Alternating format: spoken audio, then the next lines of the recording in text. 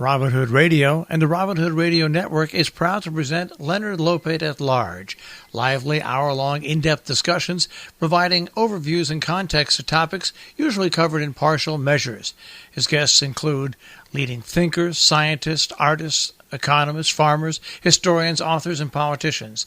Mr. Lopate is a Peabody Award winner whose numerous honors include 3 Associated Press Awards and 3 James Beard Awards.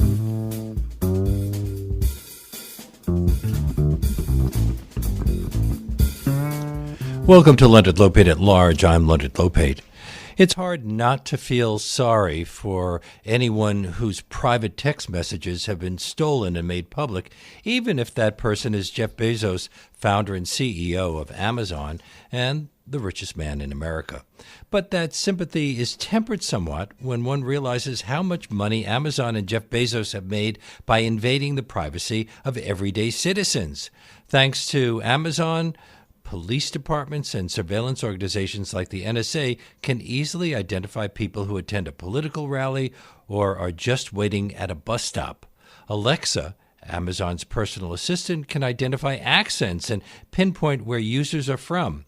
And in some places, Amazon Echo devices are used to report crimes, which means police data are in the hands of a private organization.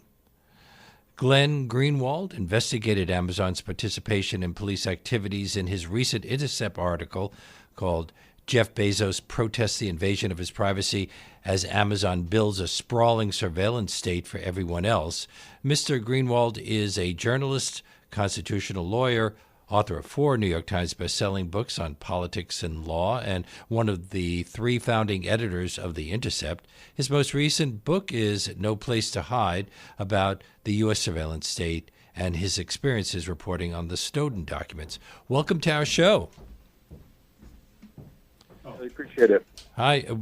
Does his National Enquirer ordeal make Jeff Bezos a sympathetic victim? I personally don't think it's a good practice for any media outlet to expose the private lives of even public figures like Jeff Bezos that has no relevant public matters. So I'm not interested in Jeff Bezos' affairs with his mistress. I think that's between him and his wife, and it's worse still that the National Enquirer seemed to use these photographs as a form of extortion to essentially demand Jeff Bezos cease revealing what it knows about the National Enquirer in exchange for suppressing information. So the National Enquirer is slimy. I don't think anyone regards that as news.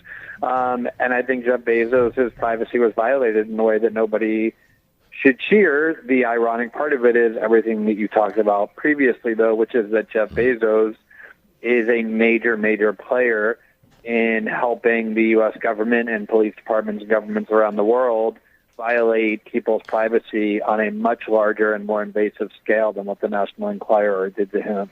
You write, I'm quoting, one of the largest components of Amazon's business is working with the Pentagon and the NSA to empower the U.S. government with more potent and more sophisticated weapons, including surveillance weapons. And one of the most important ones is a thing called recognition, REKOGNITION. What's recognition? So a lot of people think about big Silicon Valley companies like Facebook, Google, and Amazon based on their branding. So people think Facebook is really about connecting people, and Google is about helping you search the internet, and Amazon is about buying books and other products. And of course, they do that. But their real business, the thing that they invest the most money in and ultimately profit most from and will continue to profit most from, is developing artificial intelligence, basically teaching computers how to function the way a brain functions. And one of the functions to which Amazon is applying this technology is to be able to scan, for the moment, thousands, but soon tens or even hundreds of thousands of faces in a crowd in order to identify those faces. Now, you can obviously find some good benefits in that. If there's a terrorist on the loose who you know is going to do damage and you're looking for him in a crowd, this technology can help you locate him. But it can also mean that every person can be tracked, not when you're on your computer, not when you're using your telephone the way you are now by the NSA and others, but just walking on the street. And this technology can identify who you are and where you're going and could be stored in massive databases all without your knowledge or consent.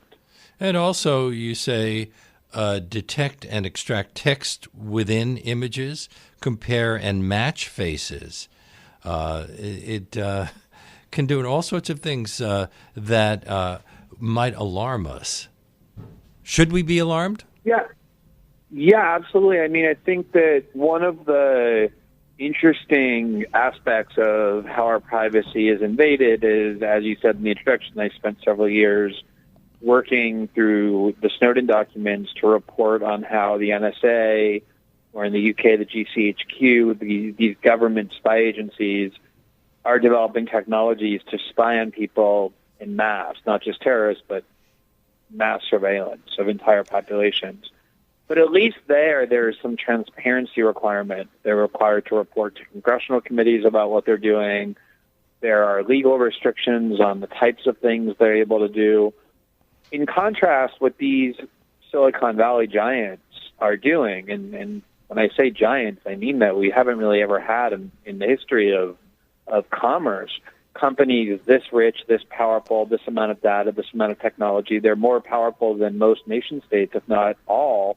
There's zero transparency in anything they're doing. So their work, for example, in developing artificial intelligence, which, everybody from Stephen Hawking to Elon Musk to, people who are very pro-technology are warning poses the greatest threat to humanity, the ability of computers to start replicating how human brains function and even ultimately surpass it, is extremely dangerous and has all kinds of really profound implications for our society, and yet we barely ever talk about it because Amazon, Google, and Facebook, the companies leading in this technology, do most of this work completely in the dark with very little transparency.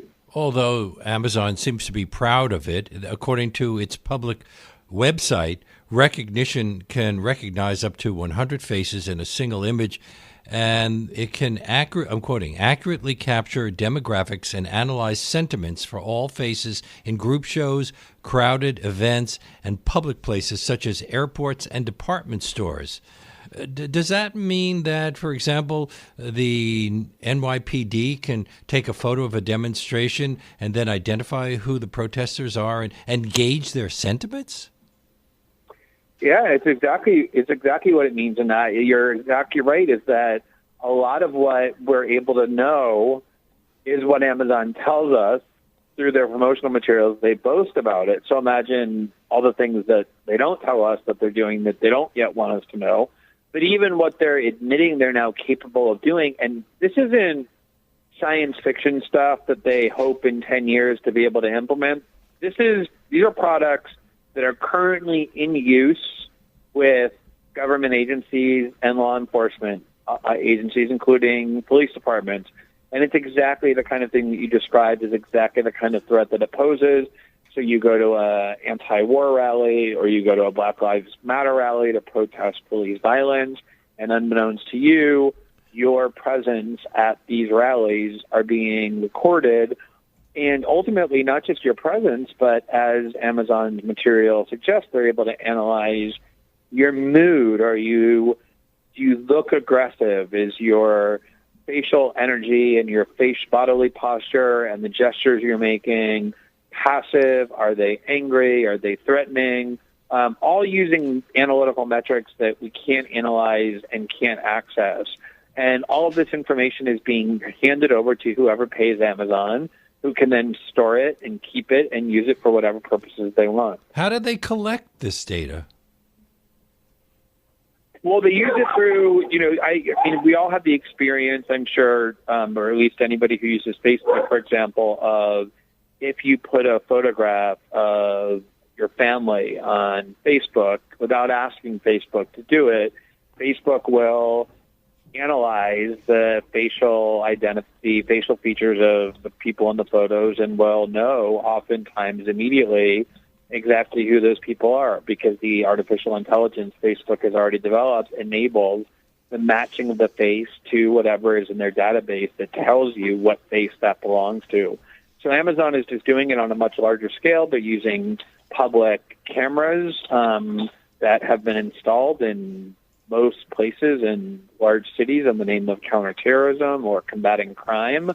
And they just use the same video imagery and then apply the artificial intelligence. But instead of like Facebook doing it to your cousin and your friend, they're doing it to entire crowds of people. As they say, they can already do 100 in an instant.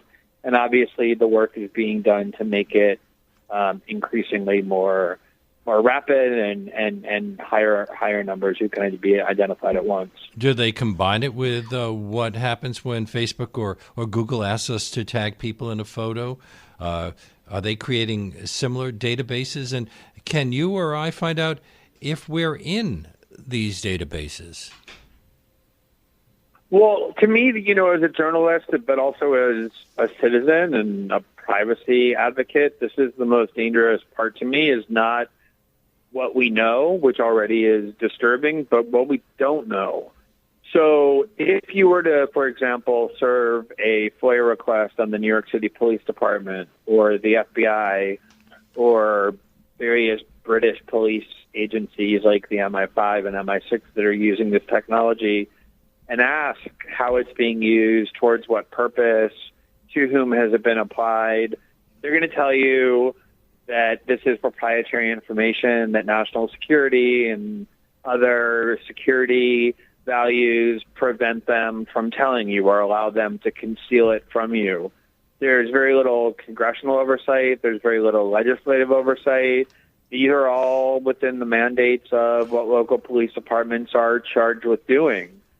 And that, I think, is one of the things we need to start grappling with a lot more, is the reason there are so few regulations on how these technologies are used is because, just like Wall Street for so long did, Silicon Valley has become very adept at making sure that huge amounts of its money flows into the coffers of politicians from both parties.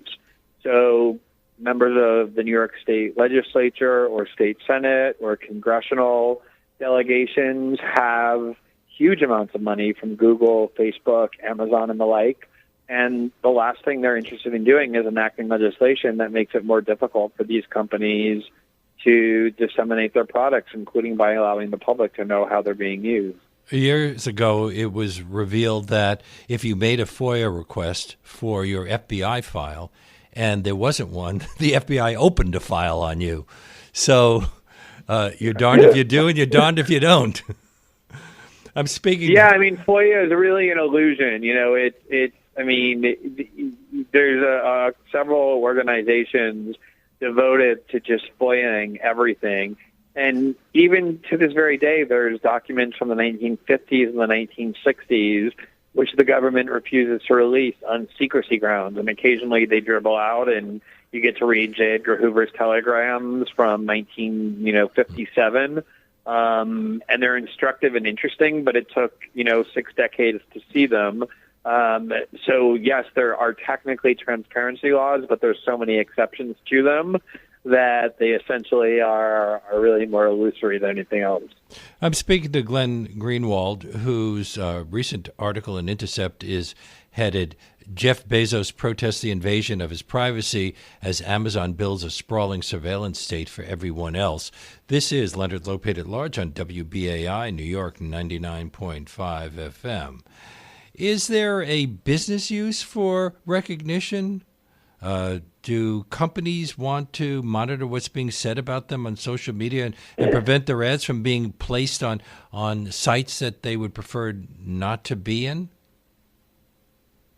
Yeah, I think there's innocuous business models that Amazon is pitching. You can certainly imagine, for example, if you have a large department store or a shopping center, you would love to be able to know what kind of people are entering and what markets you're not reaching, and those sorts of more benign, if you want to call them that, purposes. But at the same time, the more companies learn about you and know about you, the more control they have over you. I mean, there's the famous aphorism typically attributed to Francis Bacon that knowledge is power.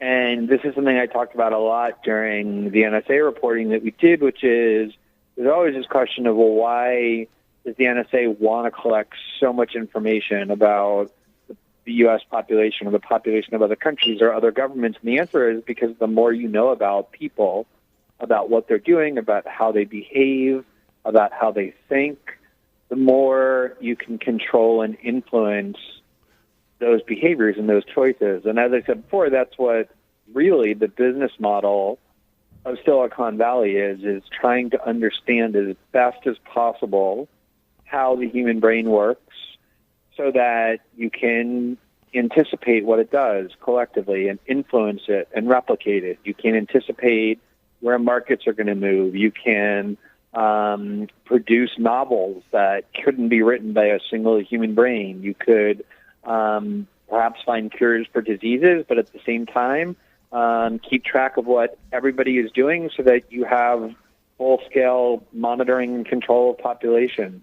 It always has a dual-edged sword. All technologies, it can be used for good or for bad, and that's precisely why transparency and public debate are so urgent, and there's very little of that in this case. Amazon lists media companies like Pop Sugar and C-SPAN as users of recognition, but you write that the product is intended in large part for use by governments and police forces around the world.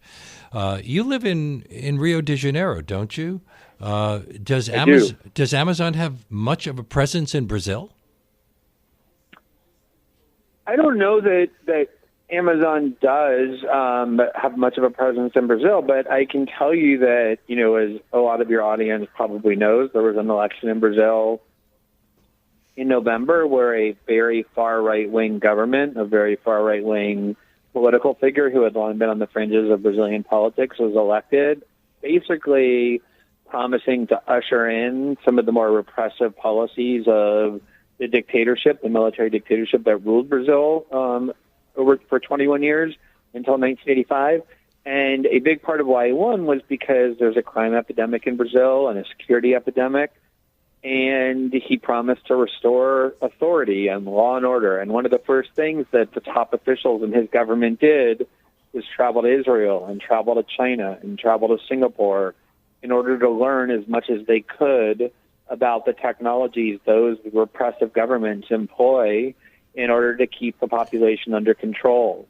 So this is exactly the kind of thing that tyrants, when they get into power, start immediately going on the market in order to buy. One of the things that was most interesting to me about the NSA documents that we reported on that were provided by Edward Snowden was how many tyrannical governments around the world go out onto the market and buy surveillance technologies because they know that that's central to keeping their populations under control. So imagine if you're a far-right government newly elected in Brazil and you're worried about a left-wing resistance organizing, which they are. Products like recognition that let you track where people are going or what crowds of protesters, what their identities are and what their movements are incredibly attractive. And they're barely in office 2 months, and they're already on the world market seeking to acquire exactly those kind of technologies. But not just authoritarian government. Didn't the Intercept report on another app that Amazon developed and British police forces have jointly developed to use on the public in police work, a program to broadcast crime updates, photos of wanted and missing people, and safety notifications to Amazon Echo owners? Can people report crimes via their Echo devices?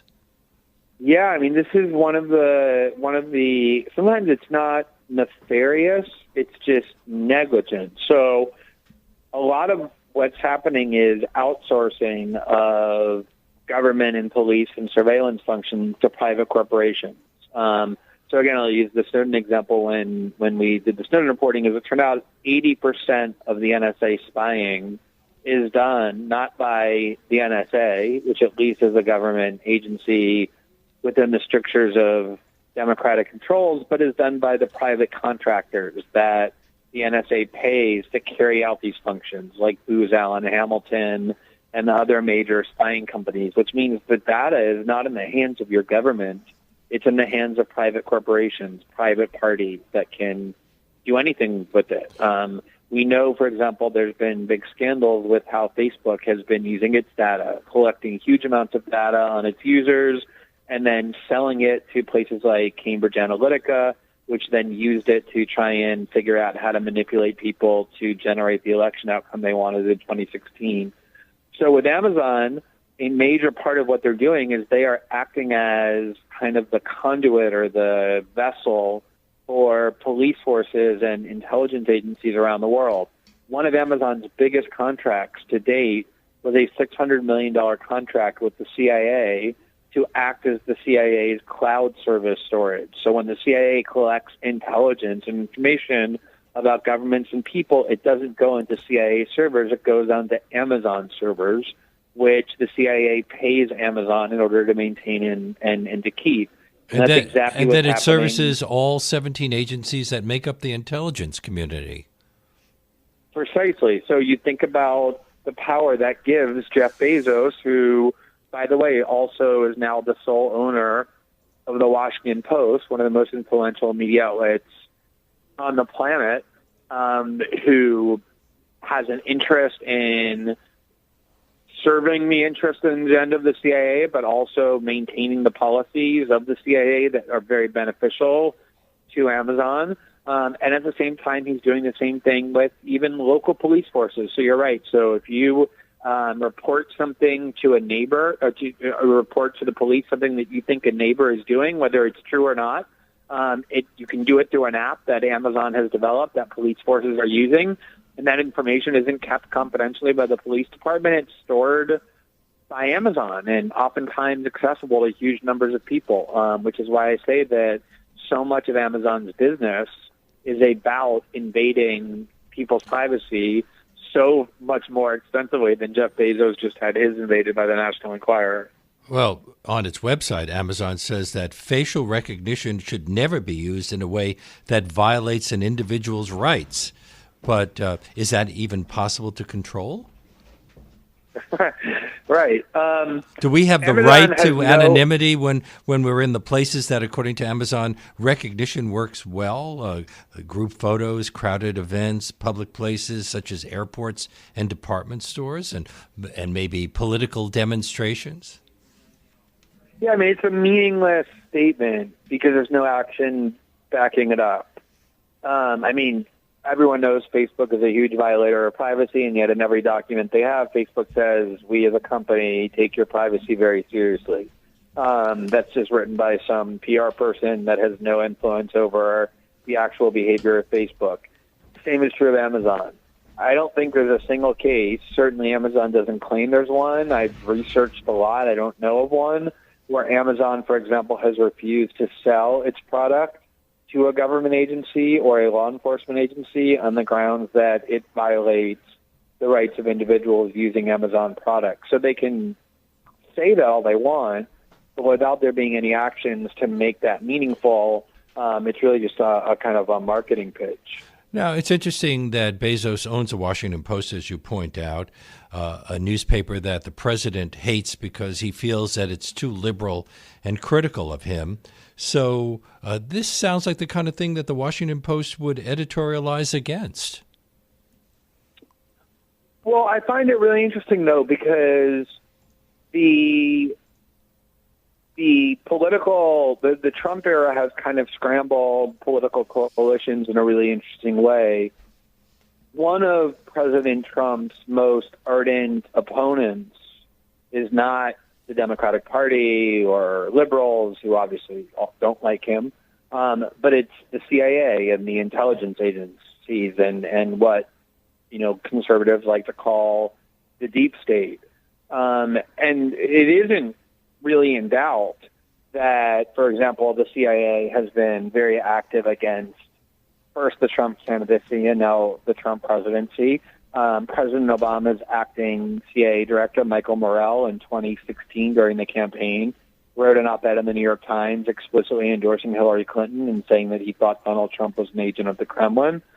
George W. Bush's CIA director, Michael Hayden, also during the campaign, wrote an op-ed in the Washington Post. He didn't endorse Clinton exactly, but he said he thought Donald Trump had been turned into an agent of the Kremlin. Remember, Trump ran against a lot of the wars that the CIA had been backing and advocating, including its attempt to remove Bashar al-Assad from Syria, a war that Hillary Clinton not only supported, but vowed to escalate. And then one of the first things that happened when Trump got into office was he had a huge fight with the CIA in public, in which he said to them, you don't really know what you're talking about when you say that Russia was behind the hacking. After all, you're the same people who claimed that Iraq had weapons of mass destruction. We went to war over that, and it turned out that they didn't. So there's this really virulent, internecine, intergovernmental conflict between Trump on the one hand and the military-industrial complex and the intelligence community on the other. And Bezos is aligned with the intelligence community. I don't at all mean to suggest that that's why the Washington Post is adversarial to Trump. I think the Washington Post and other media outlets should be adversarial to political leaders. But I don't think it's surprising in the sense that the CIA is definitely not a fan of Donald Trump, and it's not surprising that the billionaire class isn't either. The American Civil Liberties Union likened Amazon's marketing material to, quote, a user manual for the type of authoritarian surveillance you can currently see in China. What does it say about the current situation in this country that Amazon feels so free to boast about capabilities like that? Well, I mean, remember we, during the Snowden reporting, and when I say we, I mean the Washington Post and the Guardian, and then eventually the New York Times, reported and revealed that the NSA was spying on basically everybody, on our internet activities, our chats, our emails, our searches. And there was a huge outcry, of course, and a big controversy, and the reporting won journalism awards. But there wasn't very much legislation that ended up curbing that. It did lead to other changes, but not actual legislation in Congress, because these companies exert immense influence within the halls of government.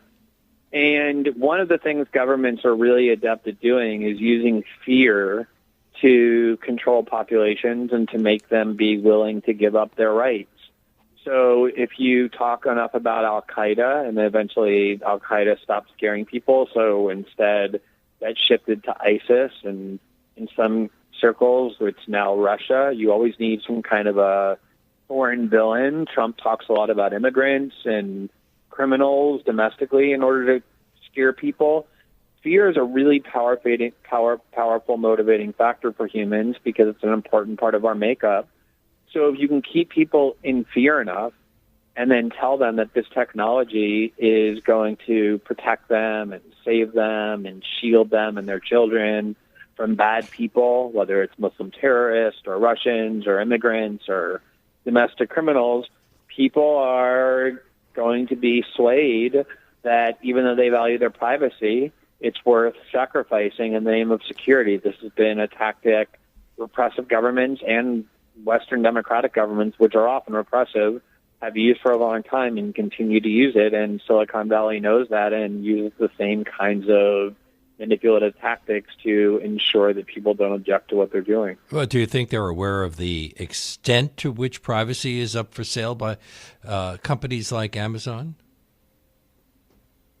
I think there has been more awareness in the past several years, mostly surrounding Facebook and Google. And one of the reasons why I wrote the article I wrote is because I don't think people are as aware about how centrally involved Amazon also is in these sorts of privacy invasions.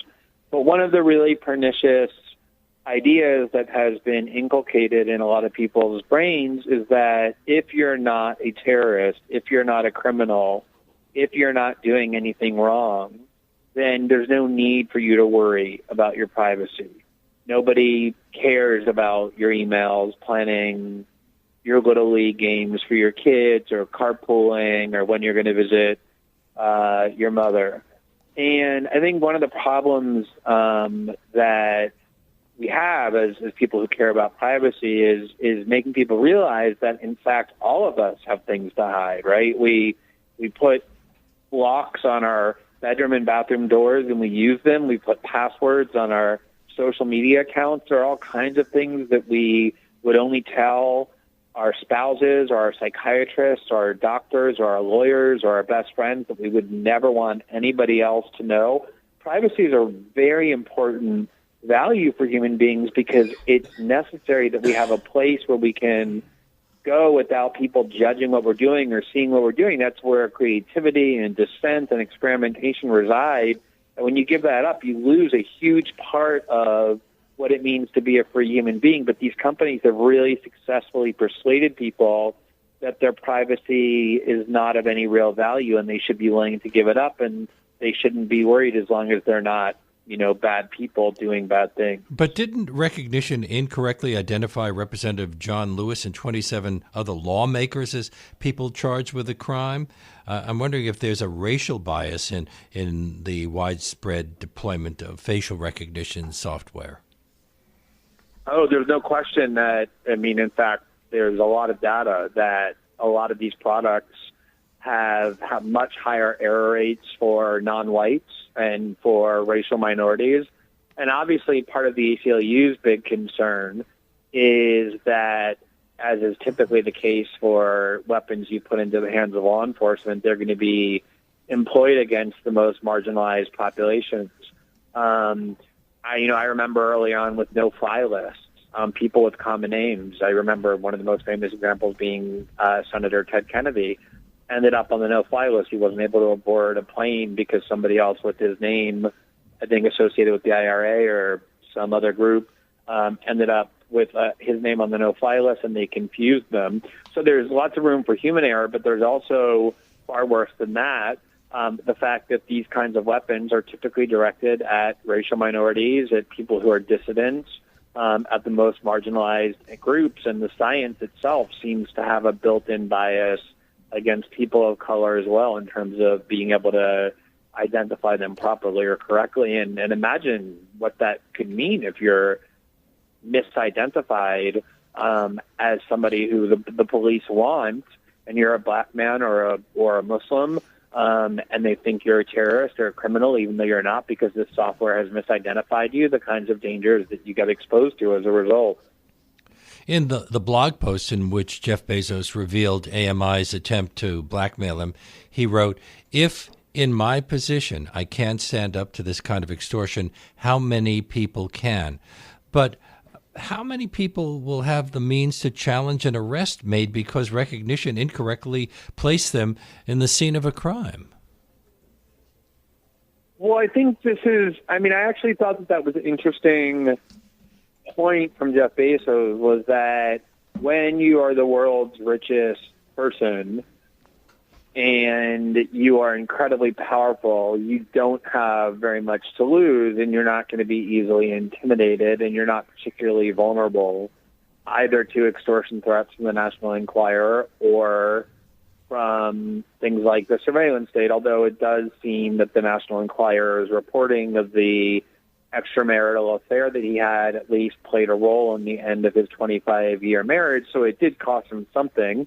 But he was making the point, essentially, that you just made, which is that he is well-resourced to stand up to the National Enquirer. But you're right, that leads to the question, very few people are actually well-resourced, sufficiently resourced to stand up to the kind of technology that he's unleashing on the world. And that is a major problem, is that these corporations have such vast power that it's almost impossible to challenge whatever they do, no matter how abusive, especially given how much influence they wield within the levers of government. The Daily Beast reported that Amazon is pushing ICE to use Recognition. If that happens, will undocumented immigrants be afraid to seek out vital services in places where cameras are likely to be present? This is one of the things that Amazon is actually pushing most when it comes to this facial recognition software. And by the way, this recognition product is just one of many privacy-invading products Amazon is pitching, but it's one of the most significant obviously in the Trump era, there is a policy priority on finding and deporting undocumented immigrants within the United States. There was during the Obama administration as well. Obama, unbeknownst to a lot of people, actually deported more undocumented immigrants than Trump has, more than any president in history. But there's a rhetorical emphasis on it in the Trump era, and there's a lot of money being devoted to ICE and to customs services and to local police departments to find undocumented workers. And this technology absolutely is being urged to be used for that. And you're right. Imagine being an undocumented worker, knowing that these products exist. You will now be afraid, even in sanctuary cities, to seek out medical care for your children at hospitals, to go to schools, to step outside your house. After the white supremacist rallies in Charlottesville, a lot of Twitter users engaged in doxing or uncovering and publicizing the identities of the participants. Can doxing be compared to what we've been talking about, recognition and some of these other techniques that are being employed? I think so. I mean, they're not entirely similar in that doxing relies on human knowledge as opposed to technology or analytics. But even though doxing has been used in positive ways to identify the perpetrators of hate crimes and the like, it actually has gone very wrong on many instances as well. The internet has misidentified a lot of people, has subjected people to all kinds of harassment, has falsely accused people based on photographs of being the perpetrators of bad acts that they actually had nothing to do with, and therefore their names are sullied for life because it's almost impossible to get those things removed from the internet.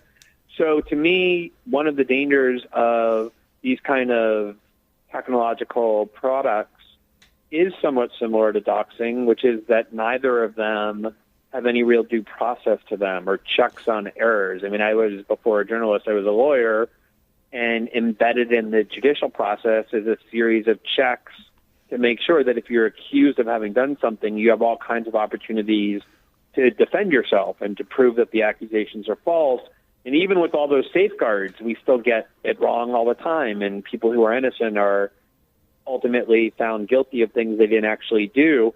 When you start relying on things like Amazon technology or mob justice that have none of those protections, I do start to really worry about the potential for unintended harm, notwithstanding the fact that in some cases it may lead to positive outcomes. And many people are reticent to volunteer personal information to police departments, but are willing to provide a lot of detail to social media companies when we do things like take Facebook's 10-year challenge or correct Google Photos labels or retweet political messages. We probably see those things as rather innocent and protected by the law, don't we? Or are we protected? Yeah, it's a great point. And I think it's one of the most important ones because think about it. There's been a lot of money spent and a lot of advocacy that has been devoted to making people aware of the abuses of the FBI and police departments for many years now.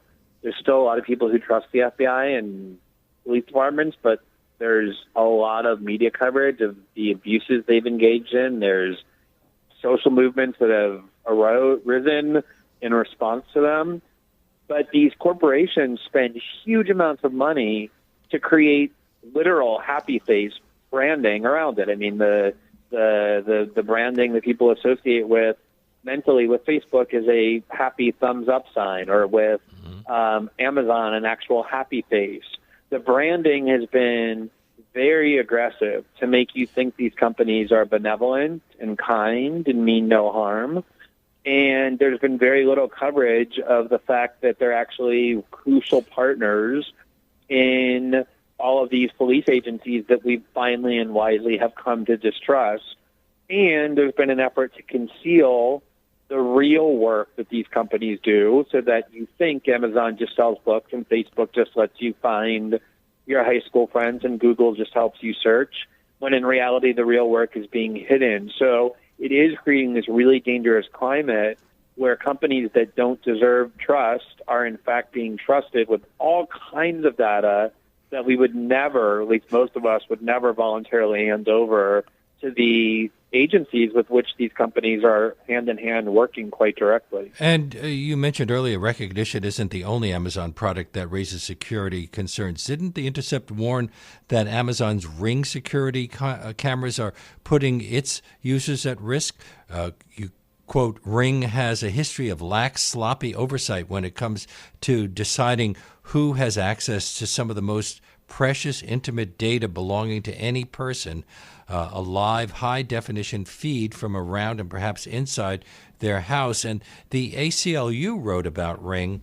Simply walking up to a friend's house could result in your face, your fingerprint, or your voice being tagged as suspicious and delivered to a government database without your knowledge or consent.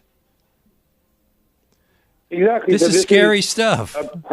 Yeah, this really is. I mean, because this is a perfect example of what I was just talking about with the benign branding masking the underlying nefarious dangers. So the idea of Ring sounds really appealing. It's a security system that is around the perimeter of your house that records whoever comes near your house or into your house that you can watch even when you're not at home.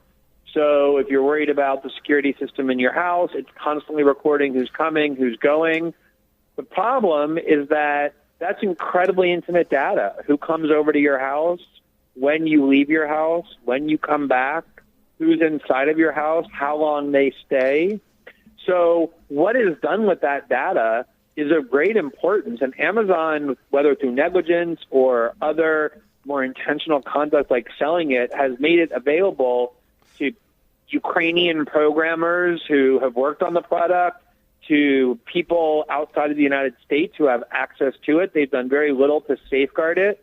And then at the same time, there is a consent feature to it, which is, as you say, if you go to visit a friend's house that employs, unbeknownst to you, the Amazon Ring product, it means that your movements are being registered by video, by other forms of data, and you have no idea who's accessing that. On the other hand, it could be your voice. Yeah, go ahead. I saw a TV report just yesterday, a news report. Somebody had rented out a house for B&B, and the renters stole the TV sets and a whole bunch of other things. And without those surveillance cameras, there would be no evidence. Yeah, I mean, these are trade-offs that we make all the time, right? So when the Constitution of the United States was enacted, there was a debate about whether we want to bar the police from being able to enter our homes without having a search warrant first from a court. And there's actually a good argument against that, which is assume there's a mass murderer or a child rapist on the loose. It would be much easier for the police to catch that person if they were just permitted to barge into whatever houses they wanted without first having to go to a court and prove that there's evidence to believe that the house has relevant evidence. But we decided, no, you know what? We would rather have a heightened risk of criminality and protect our privacy than allow the police to just barge into whatever homes they want, even if it means that security would be protected. So, of course, you can always give up your rights and give up your privacy, and sometimes it's going to lead to positive things, right? If the government were allowed to watch our bedrooms at all times, it would mean that if somebody invaded our house in order to rape us or kill us, the government would be able to watch that, and that would be a good thing. But most of us still would not want that because of the dangers and the invasions that would pose, and that is always the balancing test we need to keep in mind. Amazon is likely to win one of the largest Pentagon contracts yet, a $10 billion agreement to provide exclusive cloud services to our military. Isn't Amazon now under investigation for hiring a former Defense Department worker who was involved with that contract? I mean, this is, one of the main problems with our government, and especially when it comes to farming out what are supposed to be government functions for profit to private companies, which is that it ensures corruption. I mean, one of the main themes that Donald Trump ran and won on was this idea of draining the swamp. And whatever you think about Donald Trump, it is true that Washington is a swamp. Whoever your favorite politician is who gets voted out of office or decides to retire so often goes and uses his influence, the ability to call Nancy Pelosi or Mitch McConnell and get them on the phone, sells that influence and access to companies that want to be able to do business. There in New York, Alexandria Ocasio-Cortez defeated Joe Crowley, who was number 3 or 4 in the Democratic House leadership, probably poised to replace Nancy Pelosi as House Speaker. And the minute he loses, he just yesterday announced he's joining a lobbying firm where companies like Amazon are going to get to pay him for his ability to call up Nancy Pelosi or Steny Hoyer and get them on the telephone. That's the kind of thing Amazon has done. In this case, they might have broken the rules because there are at least some rules on who you can hire and how long they have to wait. But it does look like Amazon paid a lot of money at the very least to influence that process in its favor. Amazon's virtual assistant, Alexa, has become quite popular. And didn't it obtain a patent that would allow Alexa to decipher a user's physical characteristics and emotional state based on the person's voice? What would Alexa do with that information? How would it be used? Or even detect in some cases, detect your accent so it can identify what your likely country of origin is or what your first language has been. There are potentially positive uses for that. So Amazon convinces people, for example, that if they can know more about you, they can give you the content that you most want. So by analyzing who you are and what your interests are, what your mood is, they can provide you with suggestions or recommendations about things you might want to read or movies you might want to watch. I'm always kind of disturbed if I just type in youtube.com and I see recommended videos that YouTube has selected for me that I actually find interesting because it means that YouTube they've successfully figured out how my brain works and what my interests are. Some of it is simple. If you click on, 5 videos about Indonesia, they assume you're interested in Indonesia and they'll show you other videos about Indonesia. But a lot of times it's much more complex than that. There are things that you just don't understand how they figured out you have an interest in because the technology is really quite sophisticated. So the more information we give to these companies, in some senses, the more benefits we get because the more they understand us, the more they can give us what we want. But at the same time, the more we allow them to manipulate and control us and learn how our brains function. And that's really dangerous for all the reasons we've been discussing. We're pretty much out of time, but I was wondering if any lawmakers have expressed concerns about all of the things we've been discussing. Well, the main thing that lawmakers are starting to pay attention to is the fact that because we use Twitter and Facebook so predominantly to conduct our social discourse and political discourse, it has handed these companies immense amounts of power over what information gets distributed, what information can be censored. There's worries that perhaps it could be used for politically biased ends or to eliminate information that these companies don't want people to see about them.